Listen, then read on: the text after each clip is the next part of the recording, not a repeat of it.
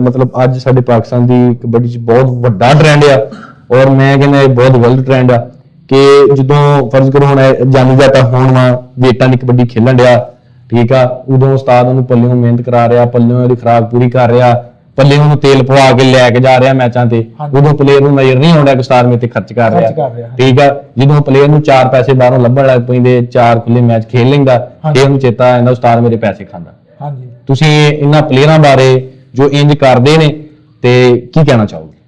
ਭਾਜੀ ਪਲੇਅਰਾਂ ਵਾਸਤੇ ਤੇ ਮੈਂ ਇਹੀ ਕਹਾਂਗਾ ਵੀ ਜਿਹੜਾ ਤੁਹਾਡਾ ਉਸਤਾਦ ਹੈ ਨਾ ਸ਼ੁਰੂ ਉਹਨੂੰ ਉਸਤਾਦ ਉਹੀ ਰੱਖਣਾ ਚਾਹੀਦਾ।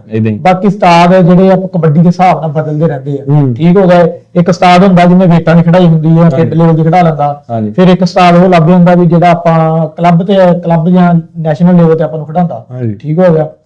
ਤੇ ਲੇਕਿਨ ਜਿਹੜੇ ਆਪਣਾ ਹੁਣ ਕੋਚਾਂ ਦੀ ਪੈਸਿਆਂ ਦੀ ਗੱਲ ਕਰਦੇ ਆ ਆਪਣਾ ਪਲੇਅਰ ਨਹੀਂ ਛੱਡਦਾ ਕੋਈ ਵੀ ਪੈਸੇ ਦੀ ਵਜ੍ਹਾ ਤੋਂ ਠੀਕ ਹੋ ਗਿਆ। ਅਗਰ ਜਿਹੜਾ ਕੋਚ ਆ ਉਸਤਾਦ ਆ ਉਹ ਪਲੇਅਰ ਨੂੰ ਦੱਸ ਕੇ ਲੈ ਰਿਹਾ ਬਈ ਮੈਂ ਤੇਰਾ ਪੈਸੇ ਲੈਣ ਲੱਗਾ ਠੀਕ ਆ ਉਹ ਪਲੇਅਰ ਨੂੰ ਦੁਖਦੇ ਨਹੀਂ। ਹੁਣ ਇਸੇ ਤਰ੍ਹਾਂ ਮੈਂ ਆਪਣਾ ਗੱਲ ਕਰਾਂਗਾ ਉਸਤਾਦ ਕਾਸ਼ੀ ਸੰਧੂ ਰਾਣੇ ਹਾਦਰ ਹੋਣਾ ਦਾ ਉਸਤਾਦ ਠੀਕ ਹੋ ਗਿਆ।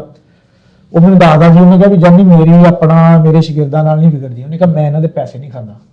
ਉਹਨੇ ਕਿਹਾ ਮੈਂ ਪੈਸੇ ਲੁਕੋ ਕੇ ਨਹੀਂ ਖਾਂਦਾ। ਮੈਂ ਕਿਹਾ ਮੈਂ 10 ਲਿਆਵਾਂ ਮੈਂ ਇਹਨਾਂ ਨੂੰ ਫੜਾ ਦਿੰਦਾ ਨਾਲ ਪੁੱਤਾ ਤੁਹਾਡੇ ਪੈਸੇ ਸਹੀ। ਉਹਨੇ ਕਿਹਾ ਵੀ ਮੈਨੂੰ 1000 ਦੇ ਦੇਣ 2 ਦੇ ਦੇਣ ਜਾਂ ਮੈਂ ਉਹਨਾਂ ਨੂੰ 10 ਕੇ ਰੱਖ ਲੈਂਦਾ ਵੀ ਇੰਨੇ ਪੈਸੇ ਸਹੀ। ਕਹਿੰਦਾ ਜਿਹੜੇ ਉਹ ਪੈਸੇ ਬੰਦਾ 10 ਕੇ ਰੱਖਦਾ ਨਾ ਭਾਈ ਉਹ ਨਹੀਂ ਦੁਖਦੇ ਇਦਾਂ ਹੀ ਠੀਕ ਹੋ ਗਿਆ। ਪਤਾ ਹੁੰਦਾ ਨਾ ਪਲੇਅਰ ਹਾਂਜੀ ਪਤਾ ਹੁੰਦਾ ਵੀ ਚਲੋ ਕੋਈ ਗੱਲ ਨਹੀਂ ਉਸਤਾਦ ਦਾ ਹੱਕ ਬਣਦਾ ਭਾਈ ਇਦਾਂ ਹੀ ਠੀਕ ਹੋ ਗਿਆ। ਬਿਲਕੁਲ ਜੀ ਤੁਹਾਨੂੰ ਇੱਥੇ ਲਿਆਉਣਾ ਹੈ ਉਸਤਾਦ ਵੀ ਅਗਰ ਪਲੇਅਰ 100% ਕਮਾਉਂਦਾ ਨਾ ਤੇ 30% ਆਪਣਾ ਉਸਤਾਦ ਦਾ ਹਿੱਸਾ ਬਣਦਾ ਬਿਲਕੁਲ ਠੀਕ ਹੋ ਗਿਆ ਕਿਉਂਕਿ ਉਹ ਵੀ ਆਪਣੇ ਬੀਵੀ ਬੱਚਿਆਂ ਨੂੰ ਛੱਡ ਕੇ ਮਿਹਨਤ ਕਰਵਾਉਂਦਾ ਤੁਹਾਡੇ ਨਾਲ ਜਾਂਦਾ ਹਰ ਮੈਚ ਨਾਲ ਅੱਗੇ ਪਿੱਛੇ ਹਰ ਪਲੇਅਰ ਦੀ ਕਰਦਾ ਹਾਂਜੀ ਉਹਦਾ ਹੱਕ ਬਣਦਾ।